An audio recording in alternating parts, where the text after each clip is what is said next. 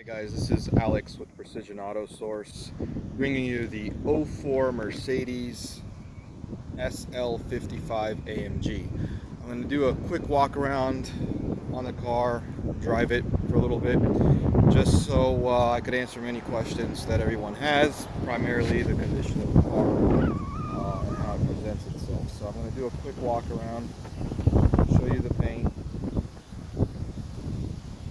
Paint seems to be all original. All the panels are original, all the glass is original. Apologize if it's a little bit shaky.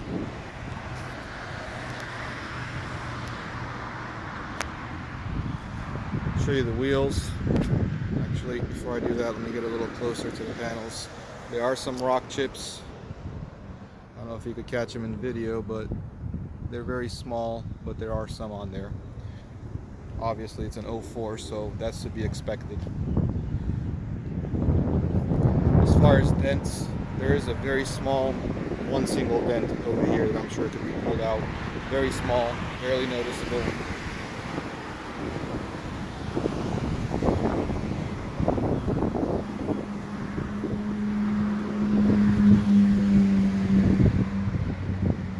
I don't know what I just did there. All right. It does have the panoramic roof, which is glass.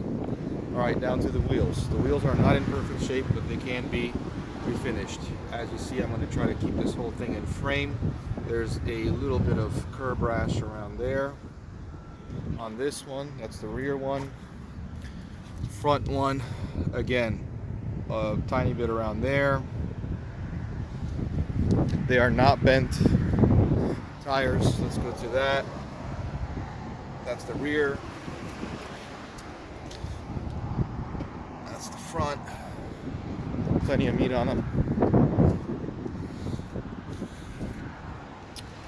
Passenger side rear wheel. Curb rash around there. And over there, a little bit of more damage. But it can be repaired. Nothing to be alarmed about. And front one, again, same thing as in the back over there. And some curb rash around there. I'm trying to get my finger out of the focus. That's the outside of it. Again, I am pretty particular about my cars, even though I own a dealership. However, I've conditioned myself to give a little bit when it comes to older cars. It is an '04, so nothing's going to be perfect. I've seen newer cars in much worse condition. One thing that I look at when purchasing cars, just as a tip, always look at the threshold over here and make sure that it's not scuffed up and scratched, because that tells you how the owner took care of the car. Personally, that's the first thing that I look at. If you see a lot of scuffs and stuff, you will know that the owner did not care about the car really, or just jumped out of the car without putting his palm on the door sill over there and getting out of the car. So that's one of the things I look at. Door panel's good. They replaced the switch. One of the buttons was broken, so that's a new Mercedes-Benz switch. The LCDs, as you will see, work. The screen could be polished out over there. No big deal. A lot of people would just change it to the Android. Over here, you could see there's put a little piece of adhesive clear. It actually stretched out a little bit, but that's a little pinhole. Doesn't bother me, but just to let you guys know, it does have it on there. There's a couple of bottom cushions on eBay that could be replaced if you so want to. Show you the passenger.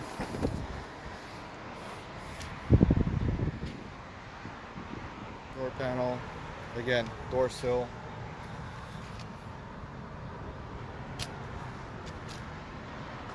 Passenger seat. And these, I've noticed on some of them, I've had a couple E55s and they were broken. Books, they're not here, but as we saw, oh, this is locked, sorry, but it does work. Skipped all the paperwork in there. But here, we'll start it up. Actually, let me pop up the hood. We could look at that first. And then we'll take it out for a drive. There's the hood. Underneath this is for the heat exchanger, its own reservoir. Has the clutchless pulley. I don't know if you could see. There you go. 77 mil. Battery, I believe, was newer. Mercedes-Benz battery. As I said, it was really well taken care of by the previous owners, and that's what attracted me to it. And both, it does have a car cover.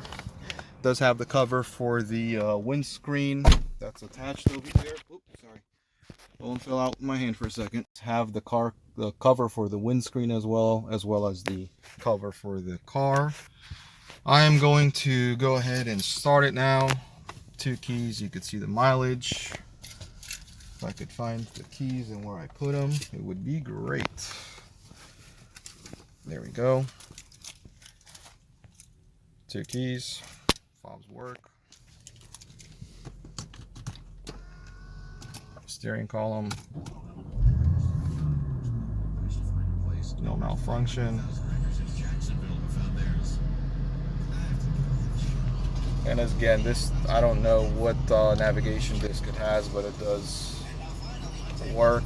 I have 2 CDs with it, southeast and I believe the east. Let me put it in. Let's try to turn this down a little bit here. AC blows ice cold. Oh, we're gonna, here, let's do this first. Put it in park, and we're gonna do the up. See, car is being raised. We'll go down. And now we're down. Just to see that there's no malfunction when you click through those. Okay. And we are going to go for a drive here. Just to show you, we are in sport mode. Just to show you the sound. Since this has the burble tune, you will see it does not, it's not intrusive or anything as far as the sound is concerned. And we will have, I will step on it a little bit here as soon as we get this overpass so you can see how it is at around half throttle or so. I don't want to speed too much. This car is extremely powerful. Will go in my book of one of the fastest cars. I've had E55s that were modified as well, but the clutchless pulley just makes it that much more exciting to drive when the power comes on.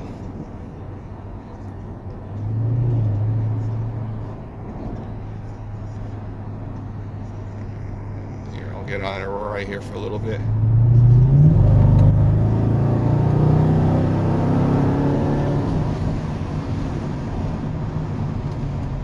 Brake.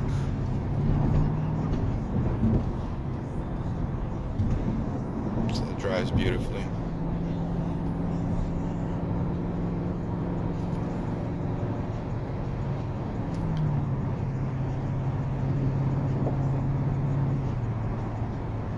Now, if you do put it in manual mode, which you could do it by the switch down there, or just with the paddle shift, you'll see right now. I'll try to get it in. It's in 3rd gear. I'm trying to get it in 2nd gear so you can see it does it between 3,000 and 4,000.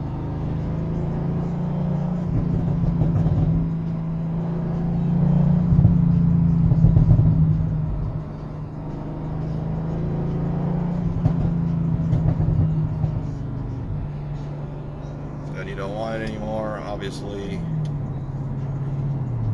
it goes back into drive mode and you're good.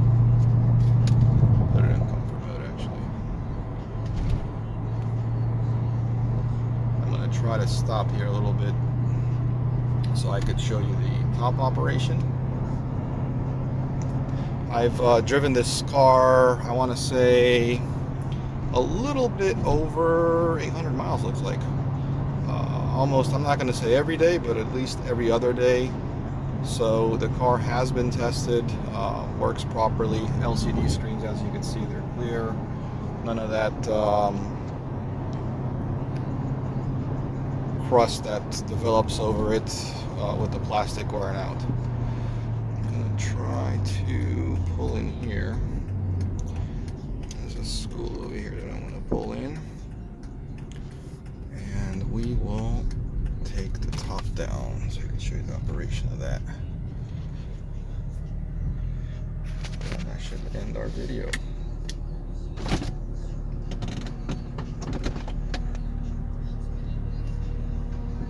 You can see top in operation. Top is going up.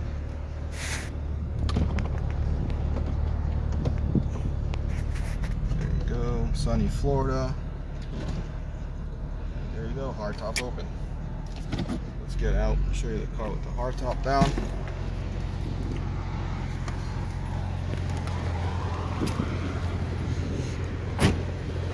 There she is. Beautiful. Just stunning car. I think for the money, this is one of my favorite cars that you could buy right now. It's a respectable car, tons of power. The looks, everything.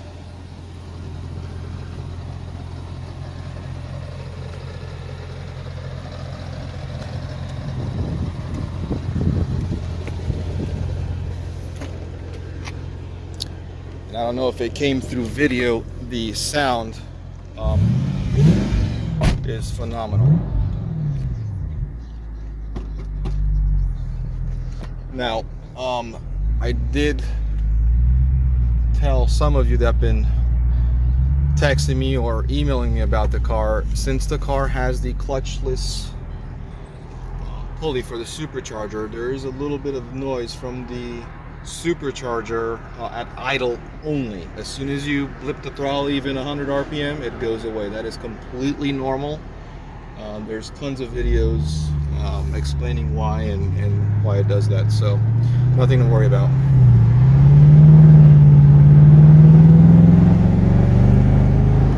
That was leaving with third gear, so that just has plenty of torque.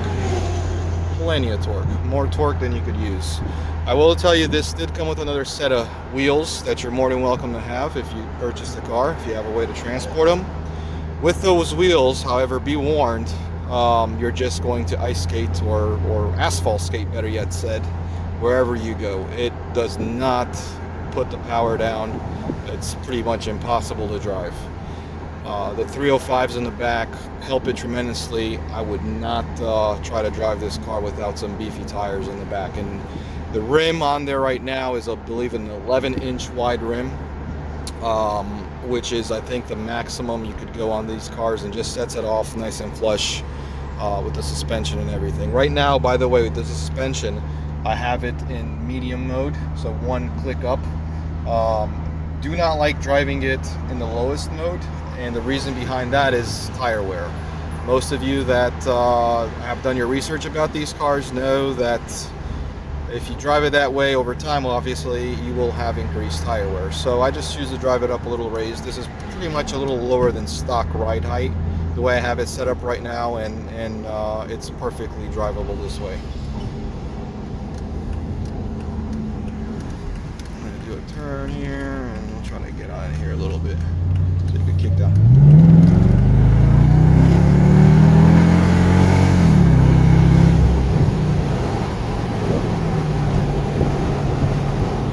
As I said, it just makes me cheese every time I do that. It is exhilarating. It just catapults.